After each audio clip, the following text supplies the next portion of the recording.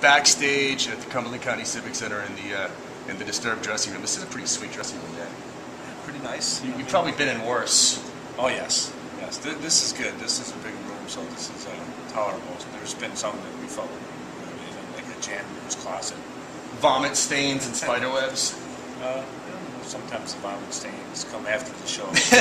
That's right. Hanging out here with Dan from Disturbed. It's always a big event when Disturbed comes to town. Nearly sold out show tonight. Get your tickets. Get on down here. The show will be sold out very, very soon. I feel like every time you guys come here, it's the dead of winter. It's what happens. I don't know how that happens, but that's the deal. I know. We keep complaining to our agent, why do they always put us in the coldest parts of the country? During the coldest parts of the year. Let us come here in the summer sometime or spring. Well, being from Chicago, you're used to this. Yeah, well, either way. I mean, it's still great coming here. It's one of our favorite markets to hit on the East Coast because the Maine fans have been amazing for us, and nothing better to do, I guess, when it's cold outside to come indoors and see a rock concert. Well, let me thank you on behalf of each and every one of your fans here in Maine, because there's a lot of bands out there that don't come to Maine because they can go to Boston and sell another 3,000 seats, but you guys look beyond that and come where people want to see it. Yeah, this is, like I said, it's one of our favorite markets. It's a strong market for us. We've been coming here for years. This Civic Center, for many years. So it's awesome. Very cool. You did some gambling last night, I heard.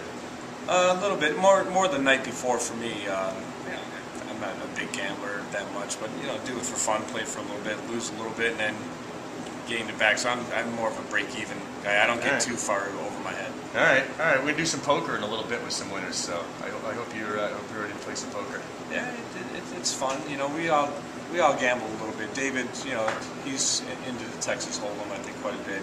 If I'm at the casinos, it's usually blackjack for me. But it's fun. It's something different to do, at the venues to, a different way to meet the fans and spend a little time there, play poker with them. Right. Very cool. Changing it up. Absolutely. Last time you were here was about 2 years ago. I chatted with David, and he gave me a great interview, opened up, and he had like the worst year ever. I'm assuming things are going better. Yeah, I guess at the moment for him it's funny. Well, I saw that he was engaged. Yeah, so that's cool. That's a good thing. Yeah. I mean, it's funny because over the years we always say that he's got a black cloud over his head that follows him, and but to our benefit, it makes for good material and good songs because we give him music to find his therapy and vent and get his release. And but things are going great. Everybody's in good spirits. This tour is a great lineup and great energy. And absolutely. We're just having a lot of fun out here. Well, there was a little scare with his voice. Is he? I know he's been ordered to rest it as much as possible. Is he feeling all right? Is there danger of having to cut the tour short, or? I don't think cutting the tour short would be an option. I mean, we're good as long as we give him enough time to rest in between. So it's been going strong. It's been going really good, and we're just trying to limit him on activities outside of it. So he's on a strict diet, and he can't drink alcohol or wine, beer, or anything. And that's the sacrifices he has to make. I was just going to say, that's not a rock star. Yeah.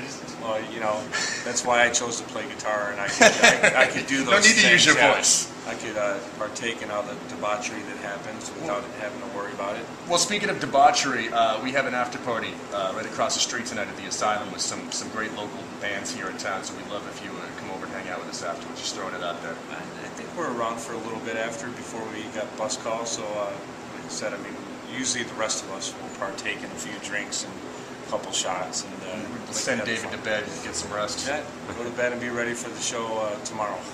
Right on, sounds good. You have a side project, The Art of Dying. Tell us a little bit about that.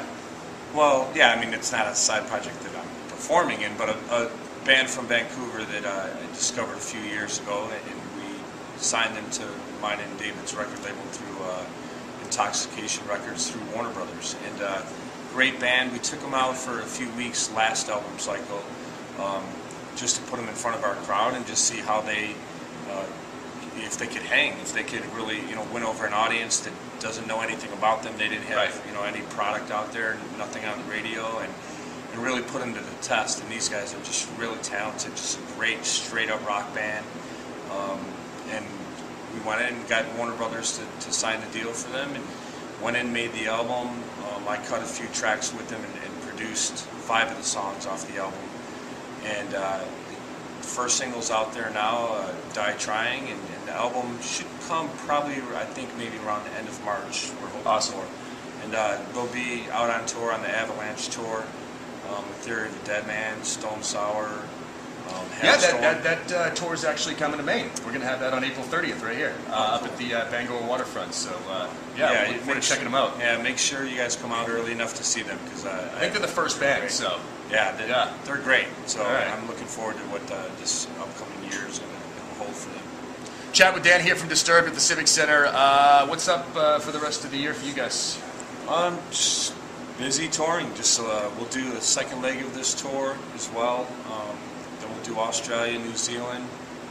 I think that'll be probably around April or so into May, and then we'll do Europe again. We'll do some of the festivals in June. All these huge festivals over there. We got some confirmation on a few of the shows over there with some strong bills, and we're doing a show with Tool, a show with Judas Priest. Wow. Whitesnake and all these. That's insane. This huge is Judas Priest's last tour, isn't it? That's what I keep hearing. Yeah, I guess that's the word. But I mean, those European. How many festivals farewell are tours huge. do bands have anyway these days?